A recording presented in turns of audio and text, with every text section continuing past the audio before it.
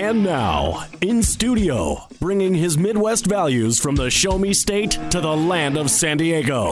He's a triple threat, licensed as an attorney, mortgage broker, and a top producing realtor who's crushing the competition. Here to deliver you what's happening in the trenches of the market.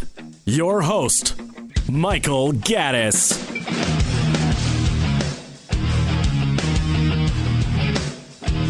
Good evening, San Diego. Welcome to the Michael Gaddis Show on AM 1170 The Answer.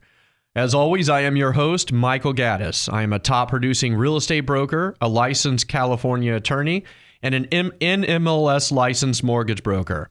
I truly am San Diego's real estate expert. I am here every Wednesday at 8 p.m. to discuss anything and everything related to San Diego real estate. I welcome any questions or issues that you would like to hear me discuss on the show. There are several ways that you can contact me. First, you can call me at 888-242-2272. That's 888-242-2272. You can also email me at michael@michaelgaddis.com, or you can visit my website at www.michaelgaddis.com. That's www.michaelgaddis.com. Or you can follow me on Twitter at MGJD Realty. Finally, you can visit my Facebook page at www.facebook.com/Michael Gaddis Realty Group. I am licensed by the California Bureau of Real Estate as a real estate broker. The Cal BRE number for my real estate company, Michael Gaddis JD Realty Group, is 014-65493.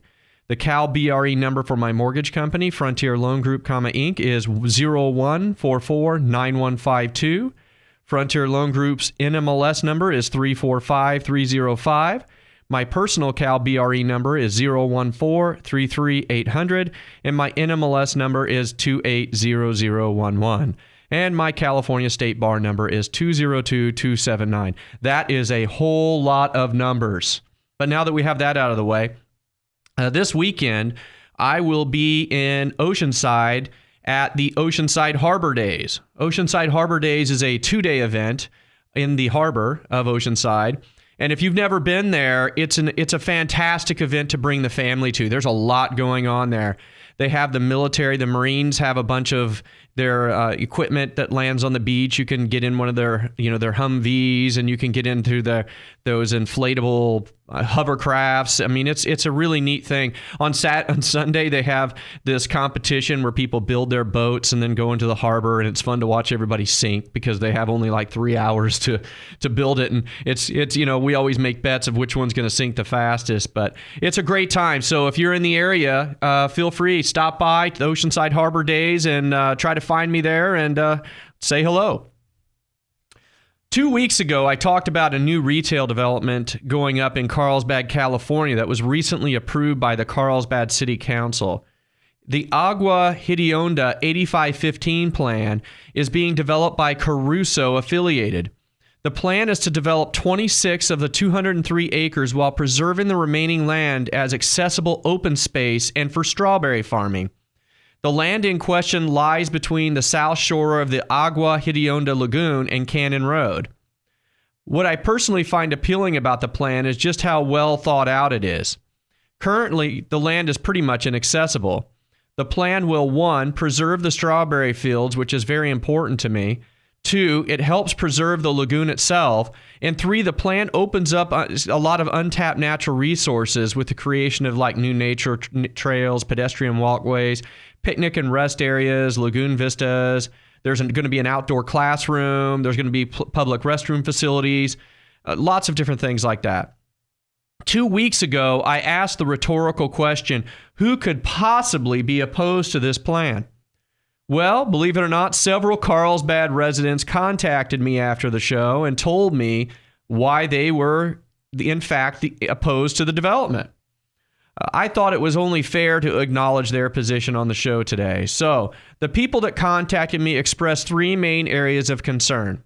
1, they wanted to preserve the small town character of Carlsbad. 2, they are afraid that the development will bring heavy traffic to Carlsbad. And 3, some are concerned by the environmental impact of the development. My thoughts are as follows. While I appreciate all of their concerns, number one, I am happy that the plan calls for 85% preservation of the land. I myself was concerned that the strawberry fields would be affected. The strawberry fields, like the flower fields, are representatives of Carlsbad's past and, in my opinion, need to be preserved. The 85-15 plan will ensure that the strawberry fields remain part of the Carlsbad landscape for years to come. If you guys remember, Orange County used to have orange groves all over it. That's why it's called Orange County. But you're hard pressed to find an orange grove today. And that's a shame because my great uncle, he lives in La Mirada, and he's been here forever. And I've only been here since, as you know, since 1999, but he's been here forever. And he always tells me about when he used to take trips to San Diego, he'd drive down through Orange County and he could smell the orange blossoms. And, he just really misses that kind of characterization. So I think that this plan is great because it allows for the protection of those strawberry fields. And if you're driving on the 5 freeway, as you get near Cannon Road, you can see the strawberry fields. There are you pick strawberry fields there. And so I think that that's a really great aspect of this 85-15 plan. Number 2, while there will undoubtedly be increased traffic, the traffic should not overly impact residential areas. Plus, I believe that any inconvenience related to the traffic will be offset by the increased number of jobs and the positive effect that an upscale development like this should have on property values. I look at the Irvine Spectre as an example of what a development like this can do for a surrounding community. And, my family loves the Irvine Spectre. Everybody in my wife's family does. I mean, we'll drive 45 minutes to an hour just to go walk around the Irvine Spectrum and, just take in the ambiance. And if you've never been to the Irvine Spectrum, you should really take a trip up there because it's a fantastic experience. I mean, it's a lot more than just, an upscale shopping center. It's an event, and people in Orange County go there a lot just to walk around. Sometimes they have musicians there. It's a great place. And if we could build something like that in Carlsbad, I think it will only help not only Carlsbad, but all of North County and San Diego County for that matter. 3, I think providing access to the open space in the form of parks, walkways, and picnic areas will really allow the people of Carlsbad to enjoy this natural resource. And number 4, the people who are opposed because of the potential environmental impact, the 85-15 plan really takes that into consideration. And there are a lot of things in the 85-15 plan which are specifically designed to help preserve the land and the water resources. So in a nutshell, while I understand the position of the opposition, I personally feel that the pros heavily outweigh the cons. So I am a proponent of the 85-15 plan. So the next thing I want to talk about is an article that I saw recently that talks about the cost to live in San Diego continuing to rise. And it says, bad news, San Diego is already considered one of the most expensive places to live in the United States. But now the cost of living in America's finest city just went up again. Real estate company Trulia says middle-class families in San Diego spend 65% of their income on housing, commuting, and utilities. That is a lot of money. It goes on to say that for anyone in the market for a one-bedroom rental, experts say to be ready to spend about $1,500 a month. A 2-bedroom will cost just over $2,000 in rent. And as you guys know, I'm from Missouri, and I'll tell you something. You don't pay that much to live in Missouri. It's a whole heck of a lot different to live down there, over there. So, it's amazing that what we pay to live in America's finest city. The weather and, the access to the beach and the deserts and just everything that San Diego has an offer comes with a cost. And it's starting to be taxing on a lot of people. The next thing I want to talk about a little bit is that August real estate results stats show a mixed bag. This article is from the Times of San Diego. And basically what this is saying is that the market is starting to slow down. And there are indicators everywhere that the market is slowing down. For example, it says the median price of a single-family residence that changed hands last month in San Diego County was $540,000 according to SDAR data. That's down 2% from July. But it does say it's still up 8% from where it was last year. It's, I guess that's the silver lining is that we're still up versus last year.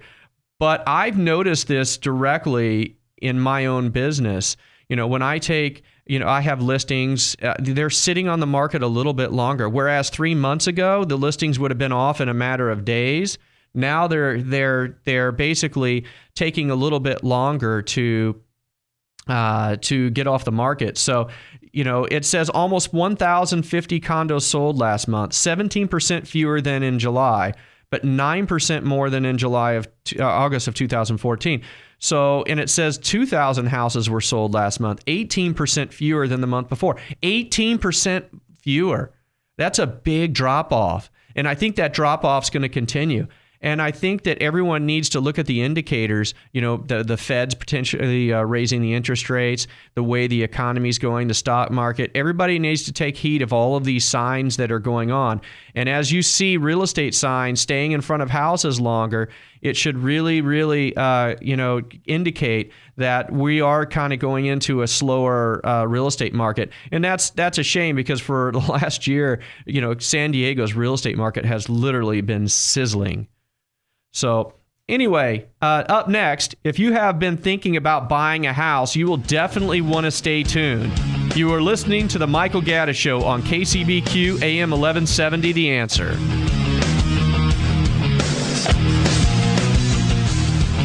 AM 1170, TheAnswer.com. Hear us anywhere in San Diego and the world. AM 1170, The Answer.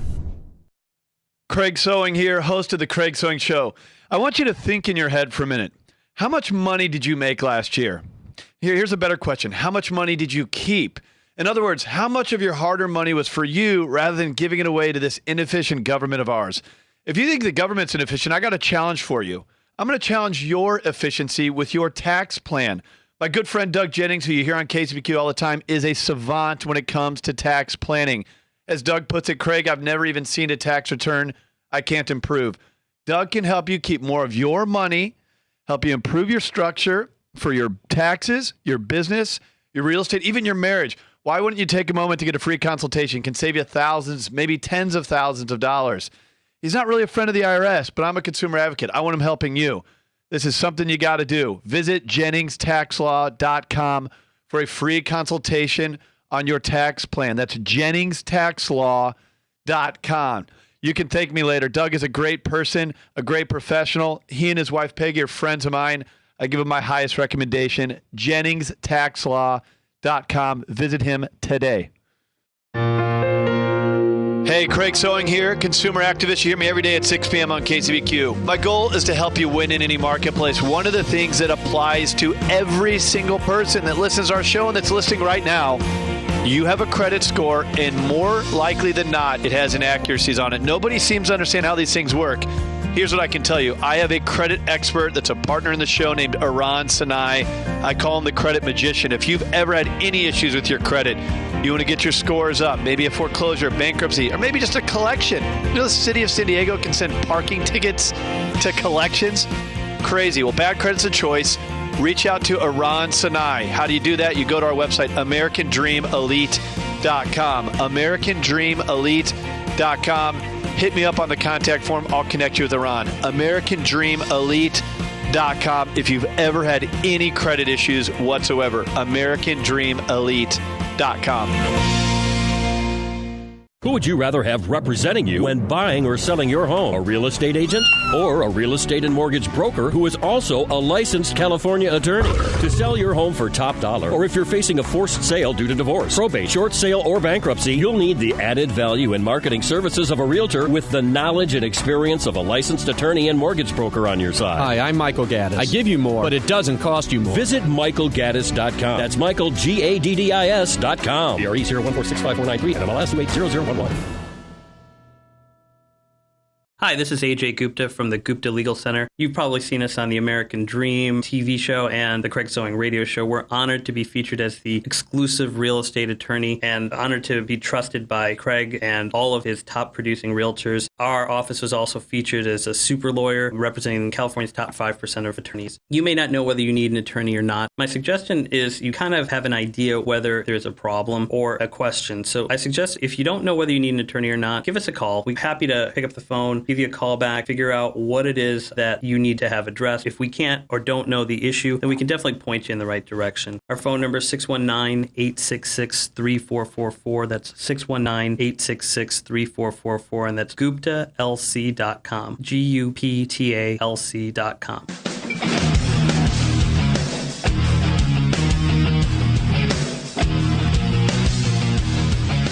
Welcome back to the Michael Gaddis Show on KCBQ AM 1170, The Answer.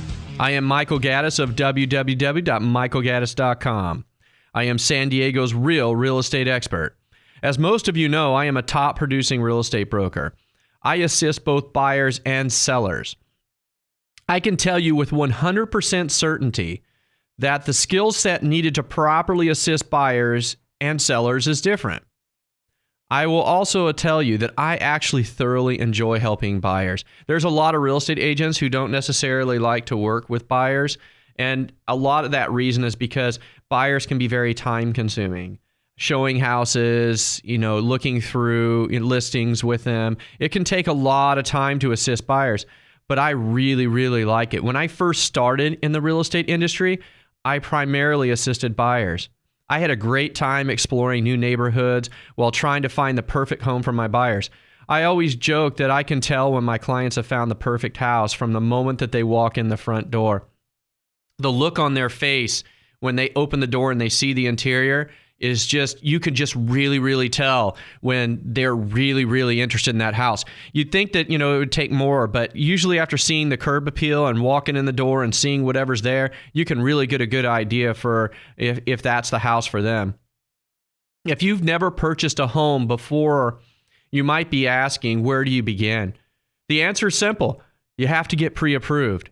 You have to do that. You have to, I'm going to stress it again, you have to get pre-approved. You have to get your financing in order. My advice is do not look at houses until you know how much you can afford. A lot of buyers make the mistake of saying, oh, we're interested in a house. Why don't we just go, peruse through Zillow or Trulia or something like that, trying to look for houses.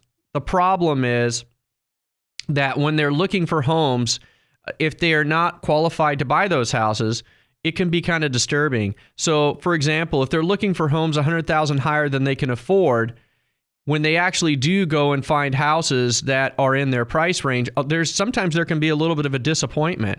It's kind of like when you go test drive a Mercedes or BMW and then you realize you can't afford that, and then you go and test drive a Toyota. Not that there's anything wrong with Toyotas, but it's a different experience. So you have to really be careful about getting pre-qualified and finding out where your budget is, because otherwise, even when you buy a house, sometimes you're not nearly as happy as you should be. You almost feel like you're settling and that there was something else out there that you could have had or should have had. And the truth is, you really have no business looking at in price ranges you can't afford, because it will affect your home buying experience through the process. So the number one step is get pre-approved. Now, there's a difference between pre-approval and pre-qualification. I'm sure everyone's heard, pre-qual, pre-approved. A pre-qualification is basically where you sit down with your loan officer.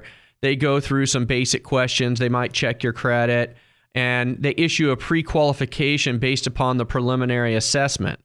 A pre-approval carries more weight when you're putting in your offer, because a pre-approval is where you give all your documents to the loan officer. The loan officer puts it into their system, and they typically will run something either called a DU or an LP.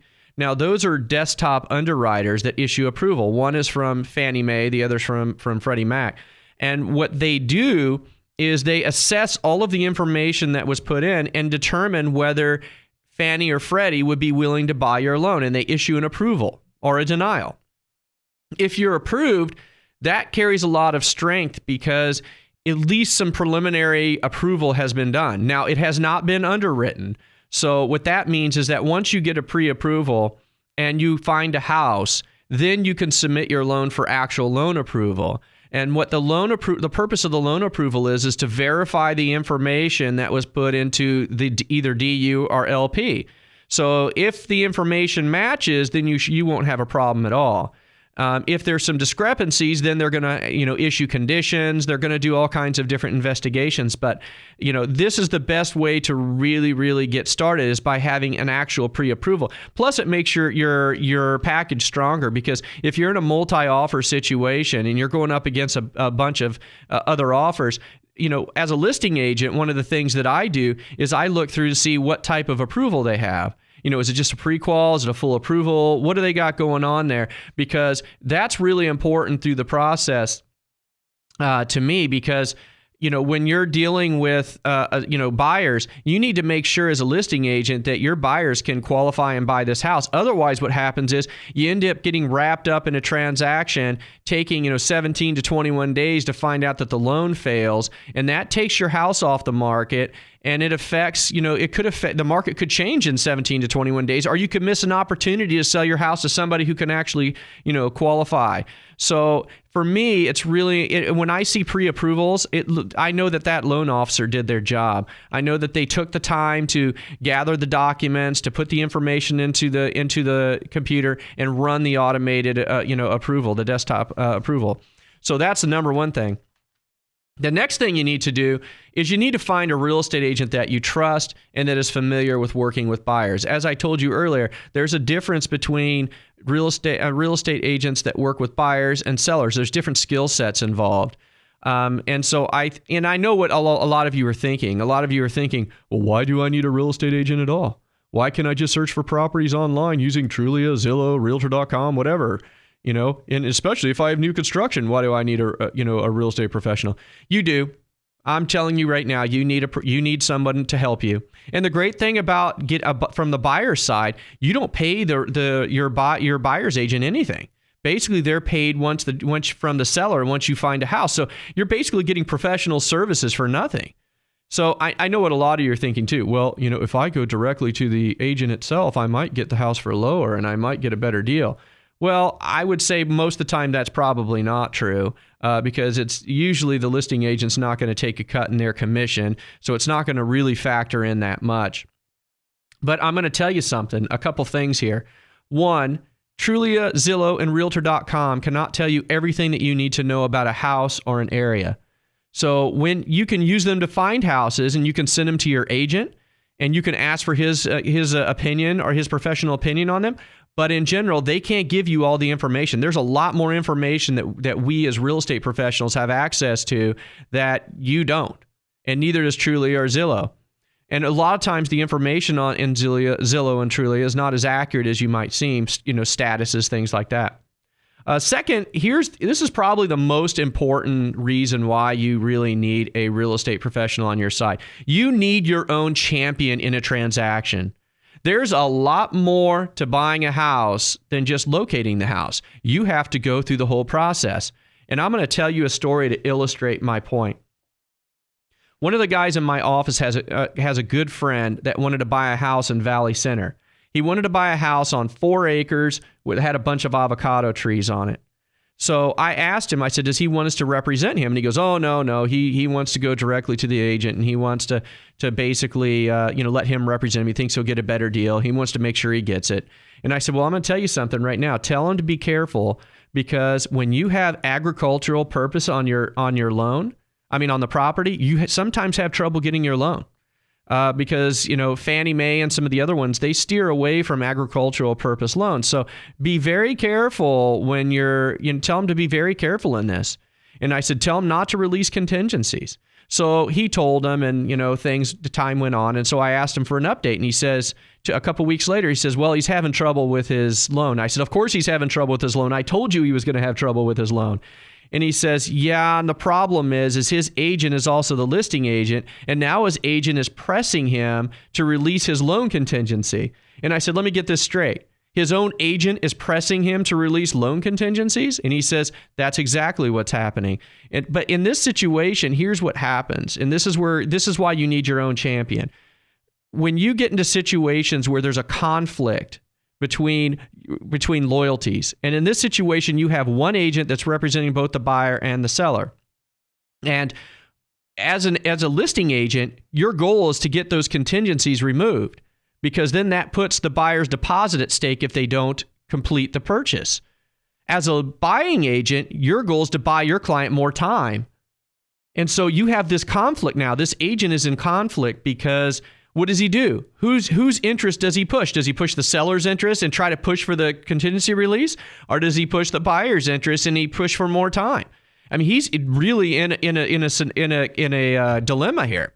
So what happened is eventually he did get him a little bit more time the first time, and then he started pressing him really hard and forced him into an agreement that he was basically supposed to close escrow by a certain date. So we had to release contingencies and close by a certain date. So that's exactly what the guy at my office's friend did.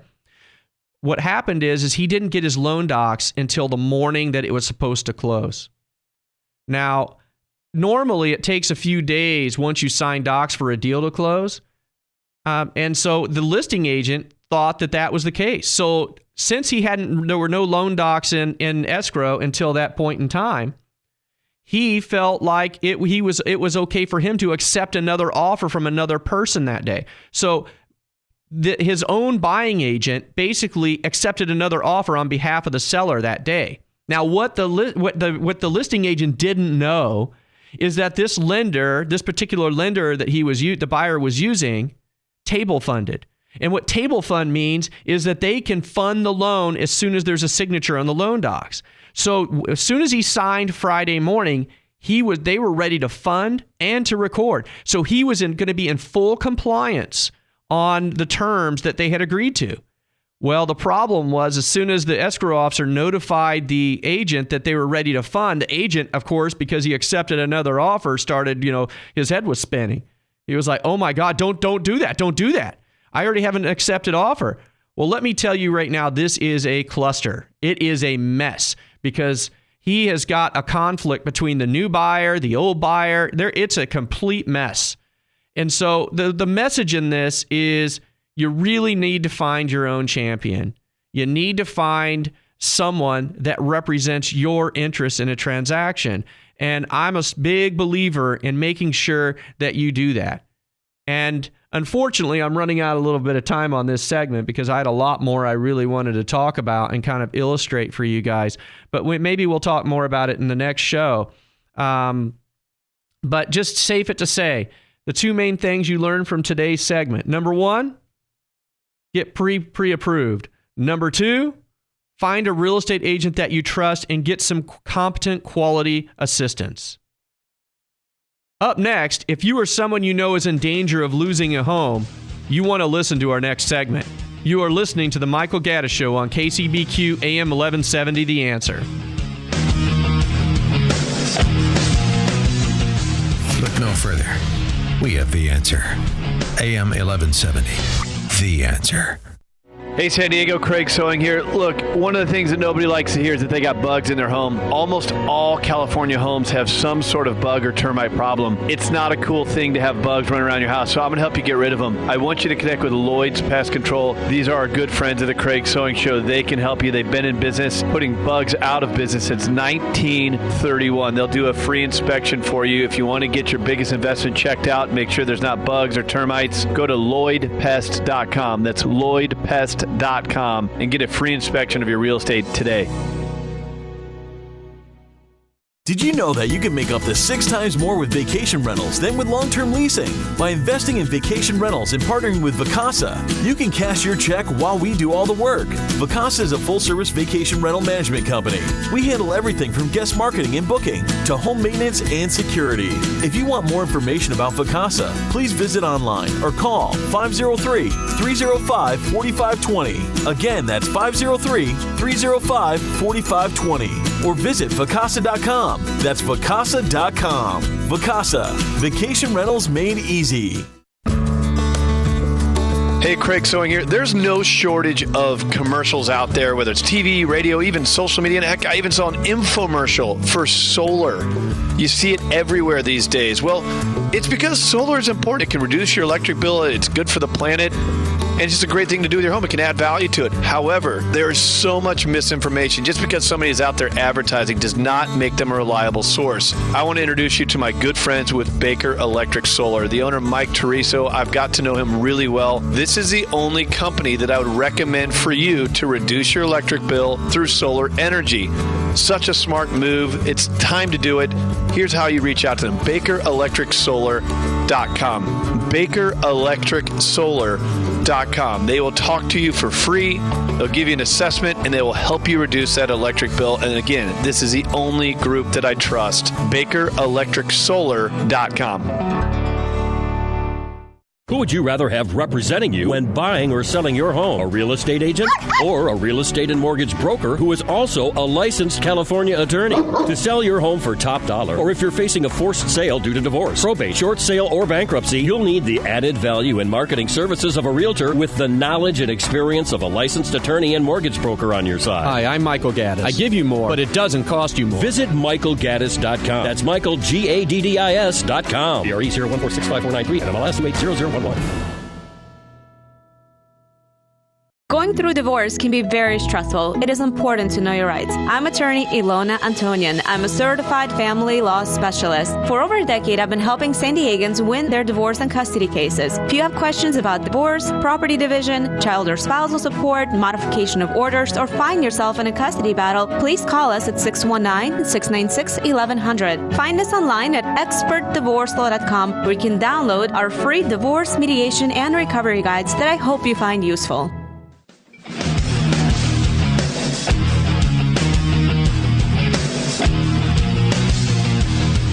Welcome back to the Michael Gaddis Show on KCBQ AM 1170 The Answer. I am your host, Michael Gaddis of michaelgaddis.com. Last week, I talked about the fact that nearly 10% of San Diego homes are still underwater. This is according to the Times of San Diego.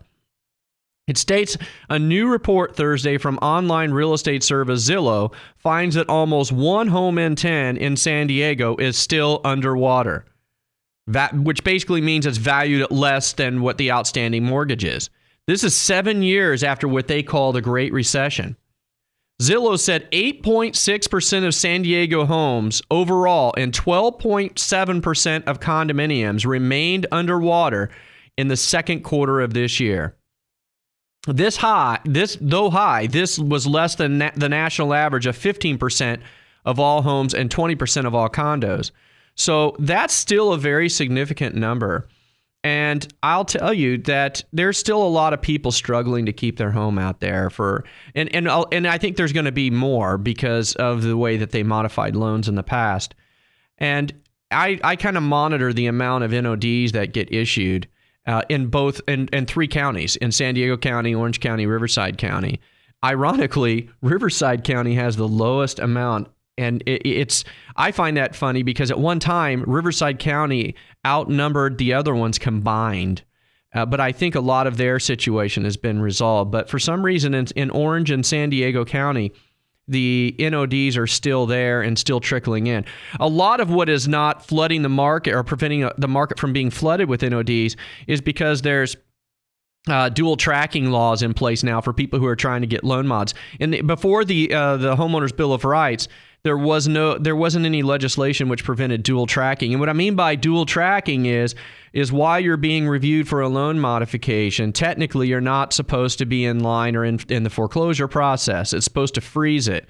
So what's happening is that there's a lot of people still out there trying to get loan modifications, and the banks are a little bit more cautious about issuing NODs and pursuing the foreclosure process because they don't want to violate what we call HOBAR, the Homeowners Bill of Rights. So that is, a very prevalent problem. I see it a lot. And, a lot of people, I keep seeing all these reports saying, well, everything's pointing in the right direction. And it is in general, but there still is a significant amount of homeowners out there that are still struggling. So when you are struggling, what do you do? Well, there's a lot of foreclosure alternatives that you can consider.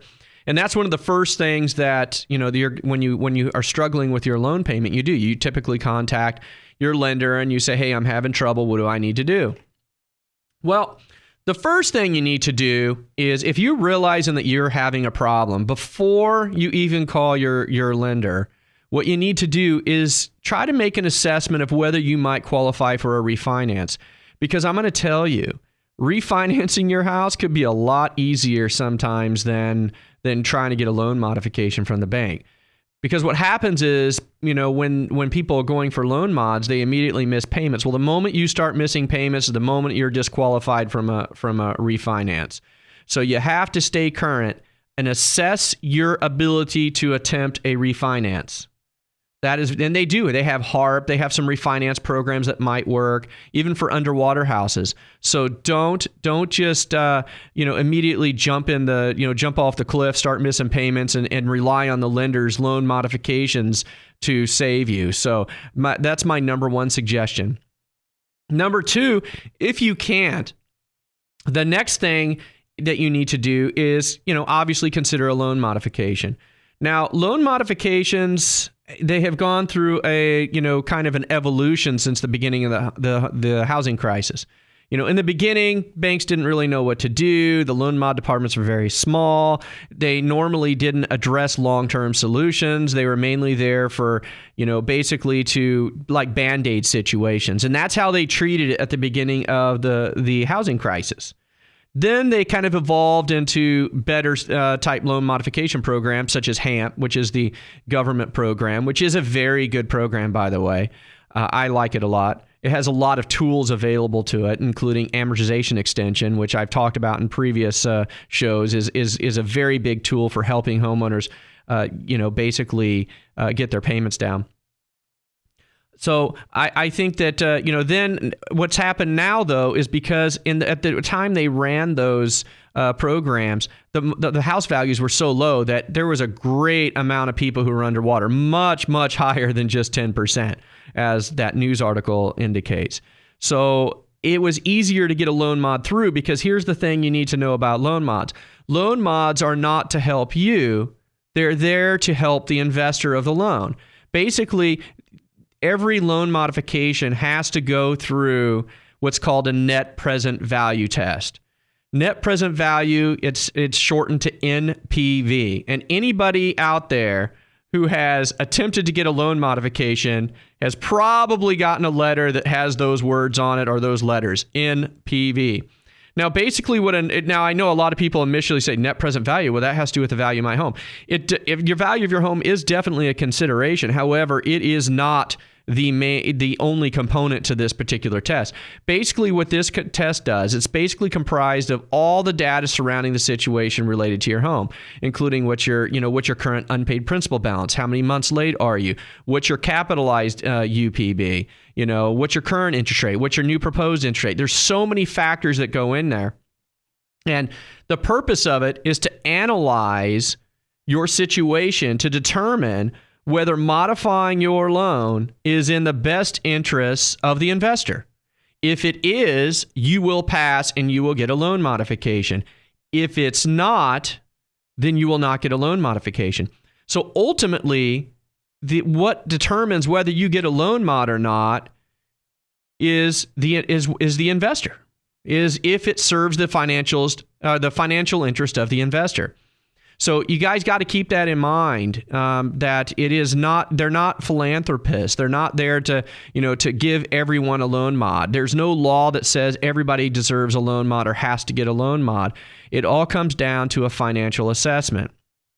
Now, there's a lot of things that are making loan modifications more difficult in today's environment. Number one, you could have servicer issues. Now, there's not as many servicers as there used to be. I mean, there used to be a lot, and now there's just a few major servicers and some minor ones as well. Some servicers are more difficult than others. In my personal experience, Ocwen is one of the better servicers. Some of the more difficult servicers can be Wells Fargo and SPS. They can be Select Portfolio Servicing. They can be a little bit more challenging. And that has to do with training. It also has to do with how the process, things like that. IndyMac's a very good servicer as well, in my experience. So it depends on who your servicer is, first of all. So some people just have bad luck and have a more difficult servicer, and you got to deal with it. The second thing that makes loan mods a little more difficult is equity. You cannot imagine how many people call me every week with lots of equity in their house saying, I want a loan mod. And I have to tell them, look, it's very difficult to get a loan mod with equity. It's not impossible, but it's extremely difficult. And the reason it's difficult is because we have to get through the MPV test. So that's a very, very important factor. Another thing, too much income can be a problem. Too little income can be a problem. If you had the previous loan type that you had, if you had a negative amortization loan, not what people call option arms, too many loan mods is a mod killer. If you've had 3 loan mods in the life of your loan, that is almost an impossible obstacle to get through. Mortgage-backed securities can provide difficulty as well. The next thing I have is unrealistic expectations by the sellers. By the homeowners. They're expecting, principal reductions. Even if you have equity, they want some people want them to cut their principal. I'm like, wait, you have $500,000 in equity and you want them to cut you and give you more equity? That's what you're asking?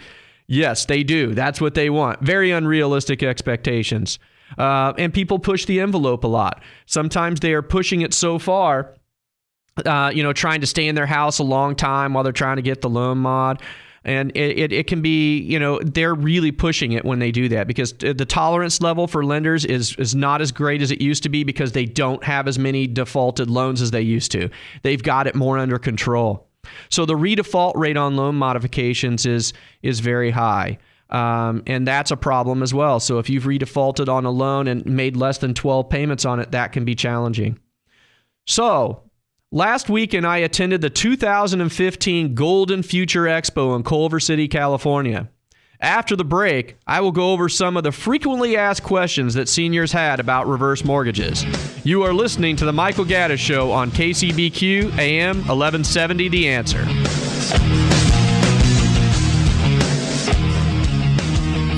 This is AM 1170 The Answer. What if you could safely grow your retirement account with a reasonable rate of return with no risk of principal? Hi, this is Dave Harris with Wealth Preservation, specializing in retirement income and insurance planning. There's nothing I enjoy more than helping San Diegans protect and grow their retirement savings. For over 4 decades, we have helped families achieve financial success. If you need help with your retirement planning, please visit me online or call me today. My number is 800-313-PLAN or visit me online at wealthpreservationllc.com.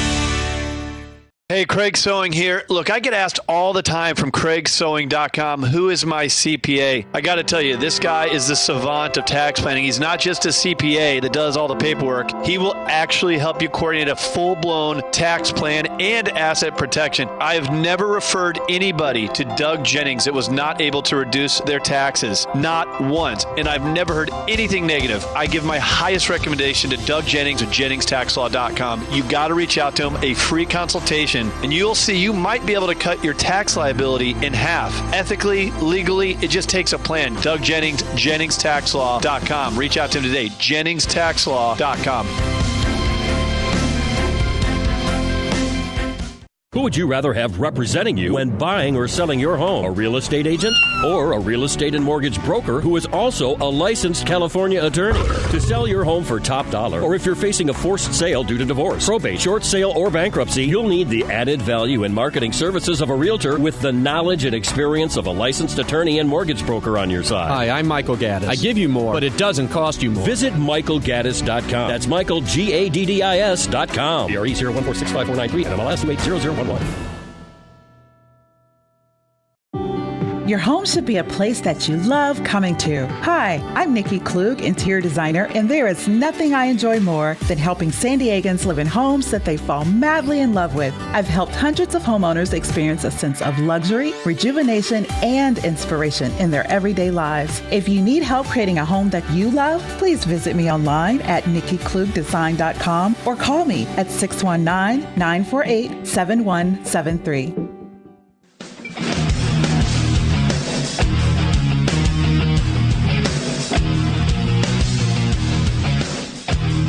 Welcome back to the Michael Gaddis Show. I am your host, Michael Gaddis of MichaelGaddis.com. I am also the CEO and NMLS licensed broker of Frontier Loan Group, Inc., or as we call it, FLG. FLG is licensed by the California Bureau of Real Estate as a real estate broker, license number 01449152, NMLS ID number 345305. I am also licensed by the California Bureau of Real Estate as a real estate broker. My broker license is 01433 800, and my NMLS license is 280011. Last Saturday, I attended the 2015 Golden Future Expo in Culver City, California, and I spoke to numerous seniors about reverse mortgages there. First off, I couldn't believe the amount of misinformation out there. I mean, I honestly just could not believe what I was hearing. It was crazy, some of the misconceptions that are out there. However, right now I want to spend a little bit of time going over some of these questions that I heard. One of the most frequently asked questions had to do with, what do I need to qualify for a reverse mortgage? And in order to qualify for a HECM reverse mortgage, the borrower must, 1, be 62 years of age or older, 2, own the property outright or have a very low loan to value, meaning you have a lot of equity in your house. Number 3, you must occupy the property as your primary residence. Number 4, you must not be delinquent on any federal debt. And number 5, you must be able to continue making payments on ancillary property charges such as property taxes, insurance, HOA fees, Mello-Roos, etc. And number 6, complete consumer education counseling by a HUD-approved HECM counselor.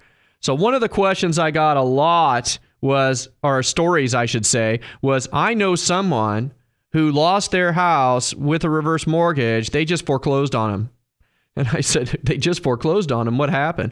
And, as I dug a little bit deeper into the facts, it turned out that, the requirement there I mentioned that be able to continue making payments on ancillary property tax or property charges such as property taxes, insurance, HOA fees. What had happened was, at least in most of the stories, the borrower had stopped paying their property taxes.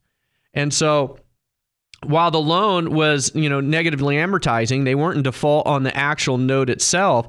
They weren't keeping up on any of the, either the property taxes or the insurance. They were basically not paying the ancillary charges. They just assumed that they didn't have to make payments on their house or anything related to their house. And that is not true. You have to be able to continue making payments on ancillary property charges, which is one of the reasons why there was a change to reverse mortgages this last April when they put in a financial assessment criteria. Because in the past, there was no financial assessment criteria. It was basically just age and income related, and it was very simple. Now they're putting in this financial assessment to make sure that you have the ability to continue making your property taxes, insurance. Now, some of you are like, well, why didn't they do that? Well, it could be numerous factors. I mean, it could be that somebody didn't fully explain it. There's a lot of things that could go into why somebody would believe that they didn't have to make those payments, which is another good reason why they put in the complete consumer education counseling by a HUD-approved HECM counselor, because that way the counselor can ensure that the borrower knows exactly what their responsibilities are, what a reverse mortgage is, and what their responsibilities are. So another thing is that I was asked at the Golden Expo was, how long can a borrower live in their house with a reverse mortgage? There was a couple people there who were swearing up and down that you could only live in there until, 20-something years, whatever your life expectancy was. And after that, you were going to get thrown out. I heard that quite a bit. And that's not true. Basically, a borrower cannot outlive a reverse mortgage. As long as at least one of the borrowers continues to live in the property as their primary residence and continues to make payments on all property-related ancillary charges such as property taxes and hazard insurance, the loan will not become due. So basically, you have to continue living in the property and you have to keep up with the terms of the reverse mortgage. And as long as you do that, they can't kick you out. So the next question was, when does a reverse mortgage have to be paid back? Well, basically, it has to be paid back when the last surviving borrower dies, sells the home, or permanently moves out. That's the general answer to that question. So another thing that I was asked a lot is what happens to a borrower's loan balance with a HECM reverse mortgage. A lot of the people who were there didn't understand what a reverse mortgage was or how the mechanism of it. They didn't understand what it did. And so I had to explain to them that basically it's a negatively amortized loan. So if you're not making payments, the payment has to go somewhere. So instead of you making the payment, it gets tacked on to your unpaid principal balance. So that's kind of what happens there. And so a lot of people didn't understand that. I had to really explain it to them, and kind of ease their mind about, what was happening there. Another thing that I was asked a lot about are the fees associated with reverse mortgages.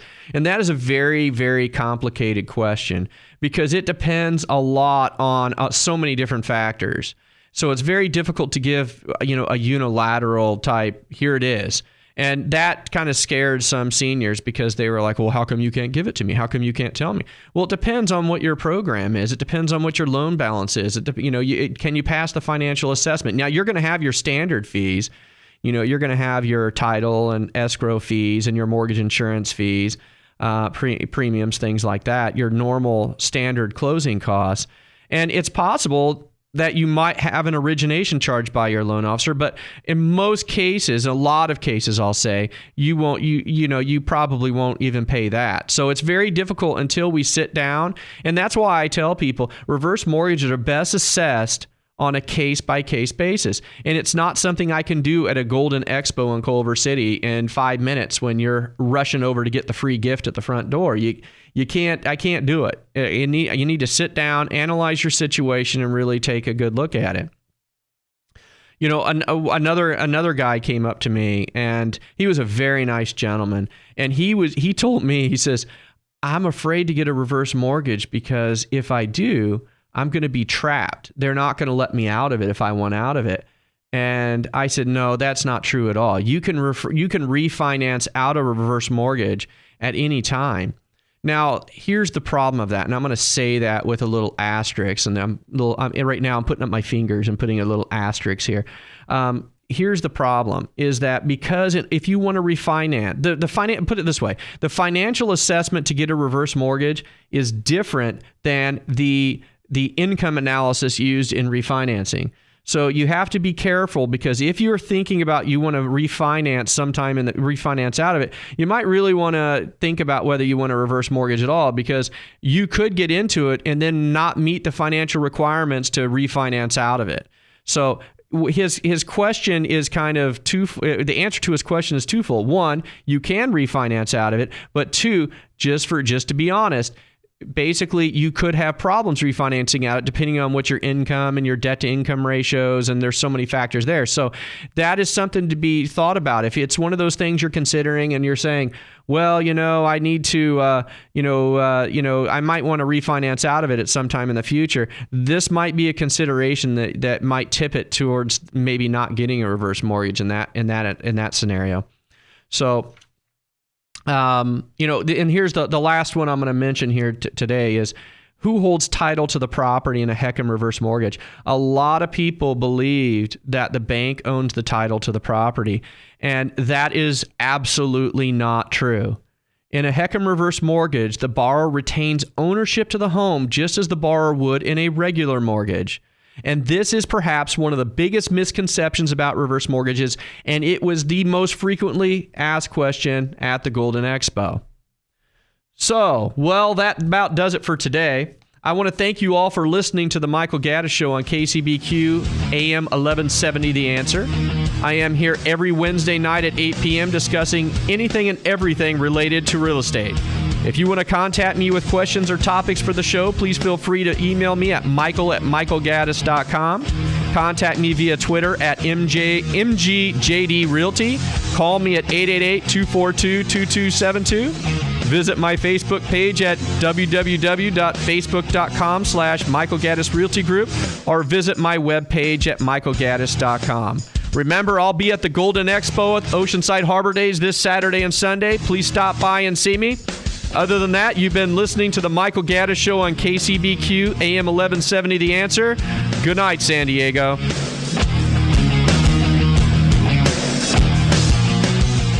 According to former Fed President Richard Fisher, he hasn't seen this much confusion at the Fed in the 10 years he was employed there. Dennis Lockhart, the president of the Federal Reserve Bank of Atlanta, said he still believes the Fed will be able to raise short-term interest rates this year. Meanwhile, the FHFA's House Price Index in July, year over year, showed a 5.8% increase in home prices. Conforming no point, 30-year fixed mortgage rates still average 3 7/8, with 15-year rates closer to 3 1/8. And now for something completely different. Did you know that so far in 2015, more people have died as a result of selfie mishaps than they have from shark attacks? There have been a total of 12 reported selfie-related deaths in 2015 compared to 8 shark-related deaths. For more information on home loans or real estate, visit our website at aramco.biz or call me at 800-600-7021.